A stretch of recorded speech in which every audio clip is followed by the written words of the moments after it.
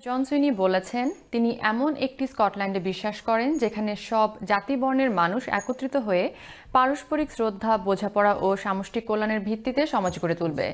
বৃহস্পতিবার Scottish parliament সর্বদলীয় আয়োজনে আয়োজিত ঈদ-উল আজহার অভ্যর্থনা অনুষ্ঠানে তিনি একথা বলেন। ফার্স্ট মিনিস্টার আরও বলেন, তিনি একটি অন্তর্ভুক্তিমূলক স্কটল্যান্ডে বিশ্বাস করেন, যেখানে সব সম্প্রদায়ের মানুষ ঐক্য ও সৌহার্দ্যের ভিত্তিতে একটি যৌথ সমাজ গড়ে তুলবে। ফয়সল চৌধুরী এমএসপি, ডক্টর পাম গোসাল এমএসপি এবং উইলি রেনি এমএসপির পৃষ্ঠপোষকতায় এই অনুষ্ঠানের আয়োজন করা হয়। গার্ডেন লবিতে আয়োজিত অনুষ্ঠানে অংশগ্রহণ করেন এমএসপি, কূটনৈতিক, ধর্মীয় নেতৃবৃন্দ ও বিভিন্ন সম্প্রদায়ের প্রতিনিধিরা।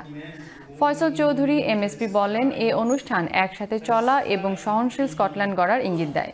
অনুষ্ঠানে উপস্থিত ছিলেন নীল বিবি, লিয়াম কের, শ্যারন ডোয়ে, সুমার জাভেদ, পাকিস্তানের কনসাল জেনারেল, তুরস্কের ডেপুটি কনসাল জেনারেল এবং ডক্টর আদ্রিস।